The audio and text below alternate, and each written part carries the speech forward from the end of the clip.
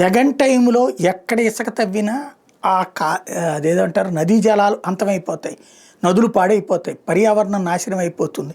ఇసుక తవ్వితే పర్యావరణం నాశనం అయిపోతుంది, అక్కడ నదులు కూడా నాశనం అయిపోతాయి. ఎన్జీటీలో కేసులు వేస్తారు, హైకోర్టులకు వెళ్తారు, దాని మీద చర్చలు జరుగుతాయి. అదే చంద్రబాబు గారు అధికారంలోకి రాగానే కృష్ణానదిలో ఆయన ఉన్న ఇంటి వెనకాల ఆ భవానీ ఐలాండ్ దగ్గరన ఆ దారిలో మొత్తం కూడా డ్రెడ్జింగ్ చేసి మరీ తవ్వితే చివరికి అప్పట్లో ఎన్జీటీ 100 కోట్ల రూపాయల పెనాల్టీ వేసింది కూడా అక్కడే. అది తప్పేం కాదు.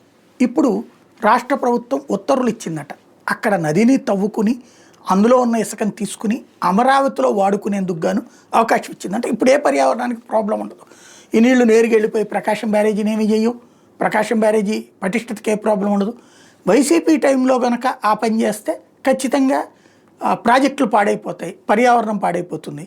ఆంధ్రప్రదేశ్లో ప్రత్యేకం ఏంటయ్యా అంటే తెలుగుదేశం పవర్లో ఉన్నప్పుడు ఎంత ఇసుక తవ్వినా, ఎన్ని ప్రాజెక్టులకి తవ్వినా, ఎంత కరెక్ట్గా దీని కిందే తవ్వినా కూడా ఏమీ కాదు పర్యావరణానికి కానీ, అట్లాగే ఆ కట్టడాలకి ముప్పు కానీ ఏముండదు. తెలుగుదేశం ప్రభుత్వం ఎప్పుడు వచ్చినా సరే అవి పాడైపోతాయి. అప్పుడు న్యాయస్థానాల జోక్యాలు, ఎన్జీటీల జోక్యాలు, పర్యావరణవేత్తల జోక్యాలు,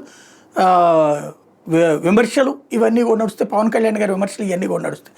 ఇప్పుడు తాజాగా రాజధాని అమరావతి నిర్మాణ అవసరాలు ప్రకాశం బ్యారేజీకి ఎగువన కృష్ణానదిలో పూడికి ఇసుకను తవ్వి తీసేందుకు డీసిల్టేషన్కి దానికి 286 కోట్లు వెచ్చించేందుకు సిఆర్డీఏకి ప్రభుత్వం పాలనాపరమైన అనుమతులు ఇచ్చింది.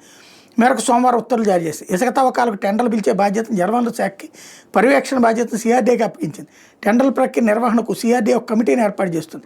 అన్ని రకాల అనుమతులతో పాటు నిబంధనలకు అనుగుణంగా ఇసుక తవ్వకాలు చేపట్టిన సిఆర్డీఏకి పరిశ్రమల శాఖ అనుమతులు జారీ చేసి ఎంత ఇసుక తవ్వి తీశారన్న దాన్ని జిల్లా స్థాయి అధికారుల కమిటీ నిర్ధారిస్తుంది. అంతే రాస్తుంది, వాళ్ళు రాసుకుంటారనమాట. ఇక్కడ తవ్వుకోవచ్చు. ఇప్పుడు ప్రకాశం బ్యారేజీకి ఏ ప్రాబ్లం ఉండదు.